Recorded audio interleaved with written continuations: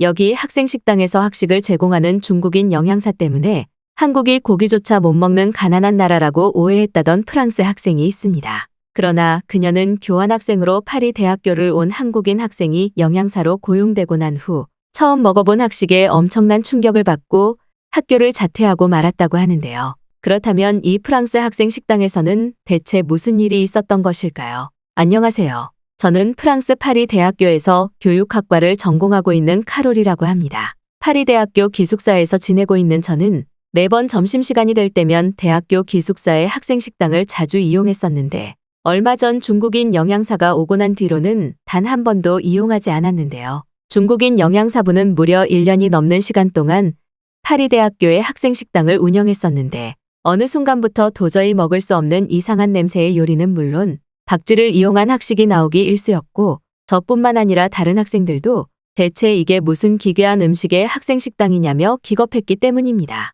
하지만 중국인 영양사분은 오히려 이러한 중국만의 특별한 요리들은 돈을 주고도 먹지 못하는 것이라며 학생 식당을 이용하지 않을 거면 전부 학식 신청을 그만두라는 어처구니 없는 태도를 보였고 심지어는 학생들에게 입맛이 가난한 학생들은 그저 평범하고 특별함도 없는 한국의 한식이나 먹으러 가라는 험담까지 했는데요. 중국인 영양사분은 종종 학생 식당에서 친구들과 밥을 먹고 있을 때면 뜬금없이 테이블로 찾아와 중국 요리의 맛이 기가 막히지 않냐는 질문과 함께 동영상으로 한국의 요리들을 보여주며 한국은 고기도 못 먹는 가난한 나라인데 중국의 요리들을 먹을 수 있는 이곳 대학교 학생들은 축복을 받은 것이라는 이해할 수 없는 행동까지 보이기도 했죠. 결국 중국인 영양사분의 맛도 없고 고약한 학식 구성 때문인지 학생 식당의 이용률은 점점 줄어들었고 결국 참다 못한 저는 학생회장 소속 친구들과 회의를 통해 영양사를 교체해야 된다는 탄원서를 학교 측에 제출하자는 의견이 모였는데요.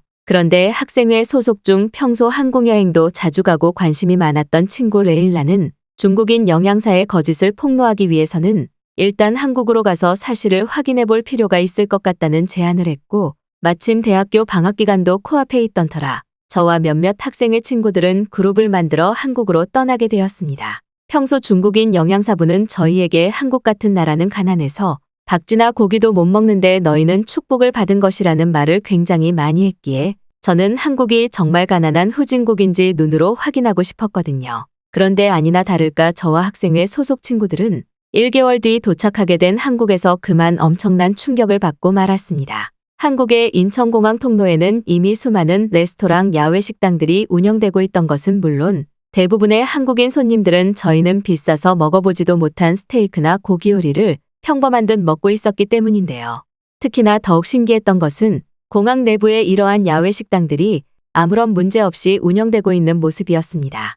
실제로 아직 프랑스에서는 공항 내부에 식당이 있기는커녕 너무나 심각한 도난과 범죄 문제 때문에 그 흔한 커피숍조차 찾아보기가 힘들 정도인데 한국의 공항 내부에는 비싼 요리를 제공하는 식당은 물론 셀 수 없을 만큼 많은 고급 카페가 심야까지 운영되고 있었거든요. 한국은 100% 가난한 나라라고 거짓말을 하던 중국인 영양사분의 말은 그저 의미 없는 열등감에 불과했고 오히려 한국은 제가 태어난 나라 프랑스보다 더욱 부유한 나라처럼 느껴지기도 했습니다. 그런데 바로 그 순간 평소 한국 여행을 자주 해왔다던 레일라는 환호성을 지르더니 보여줄 것이 있다며 어딘가로 뛰어가기 시작했고 약 5분 뒤 레일라의 뒤를 따라 공항 중앙 통로에 도착한 저는 순간 두 눈을 의심하고 말았습니다. 인천공항 통로에는 한국을 방문한 외국인들을 위한 무료 뷔페 시스템이 공항 통로에서 진행되고 있었고 이는 마치 프랑스에서는 비싸서 이용해보지도 못했던 출장 뷔페의 모습과 똑같았기 때문인데요. 레일라는 인천공항에서 한 달에 한 번씩 한국을 방문하는 외국인들을 위해 이러한 음식 홍보 뷔페 프로그램이 진행되고 있다며 저희에게도 한 번씩 먹어보라고 했고 저는 그 순간 귀를 의심하고 말았습니다. 가난한 나라라면 엄두도 내지 못할 소고기와 돼지고기는 물론 딱 봐도 비싸 보이는 한식 반찬들이 그저 무료로 외국인들에게 전부 제공되고 있었기 때문인데요. 또한 더욱 놀라웠던 것은 한국인과 외국인들 모두가 정해진 순서에 맞춰 시민의식을 지킨 줄서기를 하고 있는 모습이었습니다. 만약 프랑스에서 이러한 비싼 뷔페 프로그램을 진행했다면 시민의식이 낮은 프랑스인들에 의해 모든 반찬이 전부 5분 만에 없어졌을 것이 분명한데 오히려 옆에서 뷔페를 구경하던 한국인들은 한국 음식을 먹는 방법을 모르는 외국인들에게 따뜻한 배려와 친절을 보여주며 한식을 먹는 방법을 알려주고 있었고, 이것은 영락없는 최선진국의 높은 시민의식 모습이었어요. 또한 한국은 얼마나 부유한 나라인지 고기를 무한정으로 제공하고 있었고, 레일라는 당황한 저의 표정을 보더니 한국인들에게 소고기와 돼지고기 그리고 김치는 뗄래야 뗄 수 없는 고유의 음식이라며 가난한 나라 중국과는 비교조차 하지 말아야 된다는 뿌듯함을 보이더군요. 프랑스에서는 비싸서 고기를 제대로 먹어본 적도 별로 없었는데 인천공항에서 무료로 제공되고 있던 뷔페는 한국인들이 얼마나 돈이 남아도는 국가인지 예측할 수 있을 정도였고, 한국을 처음 경험한 학생회 소속 몇몇 친구들도 이렇게나 부자인 나라 한국에서 사는 한국인들이 너무나 부럽다며 음식에서 눈을 떼지 못했습니다. 처음 먹어본 한식은 중국인 영양사분이 제공하던 이상하고 냄새나던 중식과는 차원이 다를 정도였고, 저는 바로 그 순간 학생 식당을 한국인 영양사분으로 무조건 교체해서 고용해야 된다는 생각이 번뜩였죠. 하지만 한국의 선진국 놀라움은 여기서 끝나지 않았는데요. 공항에서 제공하는 한식으로 간단한 점심을 마친 뒤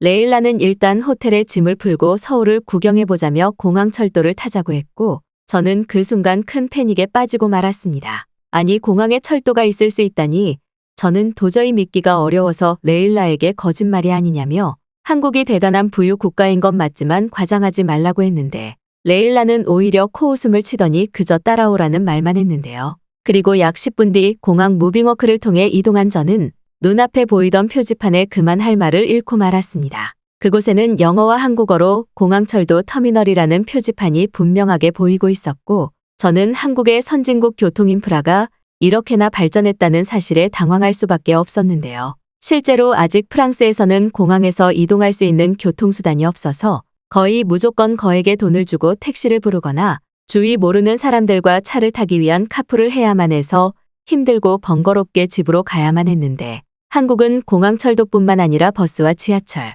심지어는 언제나 이용할 수 있는 대여 스쿠터까지 무료로 제공되고 있었죠.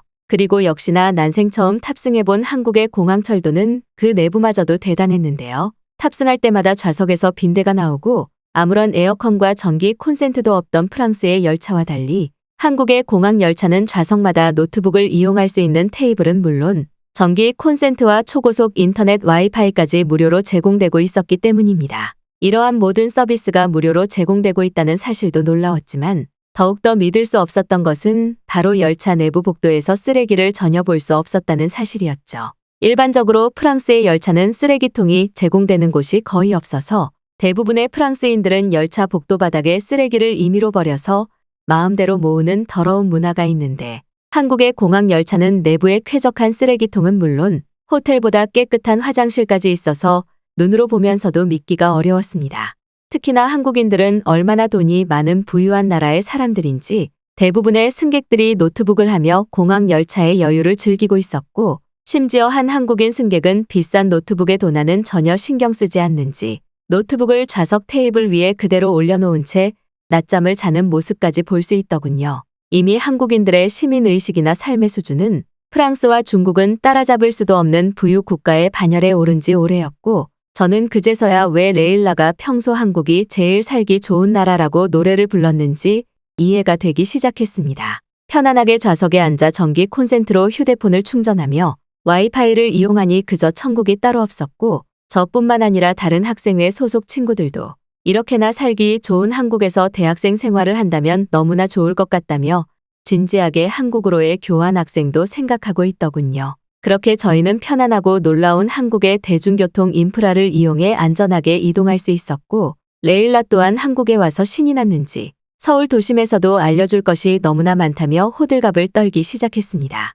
처음 걸어보는 한국의 길거리는 다소 늦은 시간이었지만 치안에 대한 걱정이 전혀 없어서 그런 것인지 프랑스보다 훨씬 다니기에 편리했고, 그렇게 저와 학생회 소속 친구들은 레일라의 뒤를 따라 숙소로 향했는데요. 그런데 바로 그 순간 한국에서의 행복도 잠시 저희에게는 악몽 같은 일이 벌어지고 말았습니다.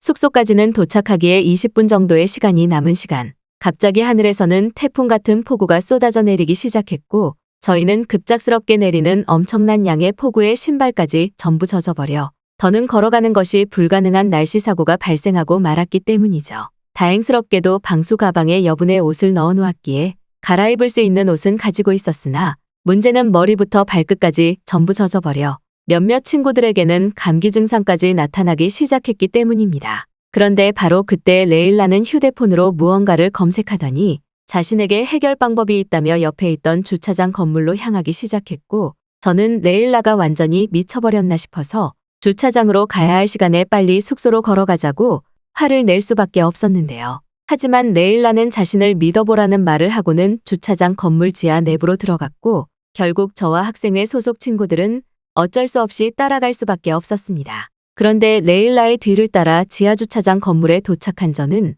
경악을 금치 못하고 말았는데요.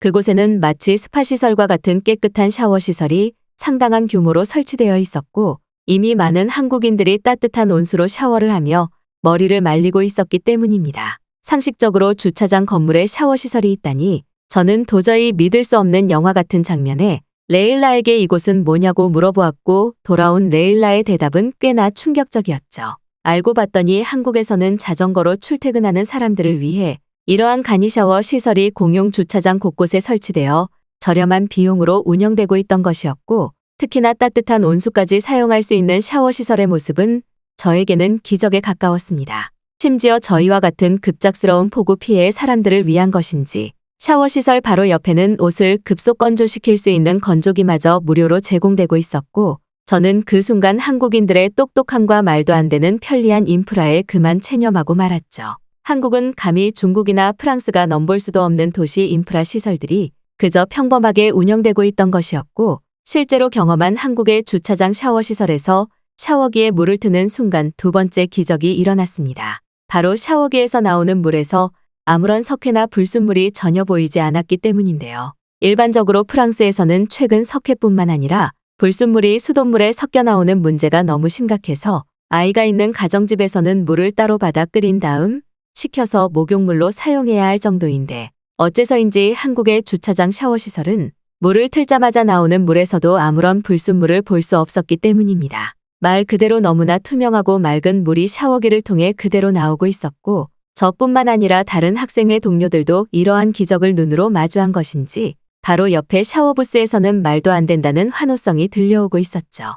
한국인들에게는 그저 너무나 평범한 샤워시설이겠지만 항상 깨끗한 물로 샤워를 하는 것이 소원이었던 저와 학생들에게는 기숙사의 지옥 같은 불순물 샤워를 잊게 해주는 천국에 가까웠고, 이러한 깨끗한 물이 공용시설에서마저 나오고 있는 모습에 한국인들의 가정집은 대체 얼마나 천국일까라는 부러움이 몰려오기도 했습니다. 심지어 프랑스의 가정집에서는 거의 설치되어 있지 않은 호스 샤워기까지 설치되어 있어서 너무나 편리하게 샤워를 할 수 있었고, 샤워장 바닥에서 따뜻한 온돌난방까지 느껴지는 발의 감촉은 정말 한국으로 이민이 오고 싶을 정도였어요. 약 30분 만의 시간으로 샤워부터 옷의 건조 심지어는 신발 건조까지 전부 완료할 수 있었던 저는 이러한 시설이 운영되고 있는 한국에 너무나 감사한 마음이 들었고, 비에 젖어 추위에 덜덜 떨던 다른 친구들도 한국에 주차장 샤워시설이 없었다면 아마 100% 감기에 걸렸을 것이라며 상쾌한 표정을 보이더군요. 그러나 알고 봤더니 한국에서는 단순한 샤워시설뿐만 아니라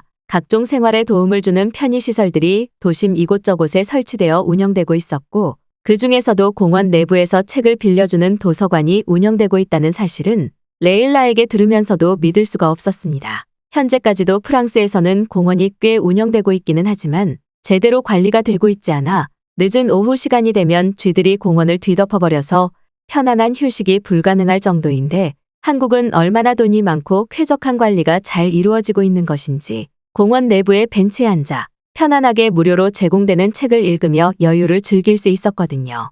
실제로 한강공원 근처에서 여유를 즐기고 있는 한국인들의 모습은 영락없는 최선진국 부자나라 사람들의 모습이었고, 저는 이러한 모든 모습을 사진으로 찍어 한국을 전혀 모르던 친구들에게 전송해주기도 했습니다. 그 후 한국에서 약 일주일 동안 방학 시간을 보낸 저와 학생회 소속 친구들은 여행 마지막 날 저희가 경험했었던 인천공항 한식 뷔페의 동영상을 편집해 프랑스 대학교 학생운영관리위원회에 전송했고, 얼마 지나지 않아 한국인 영양사로 학생식당 운영관리를 교체하겠다는 통쾌한 답변을 전달받을 수 있었습니다.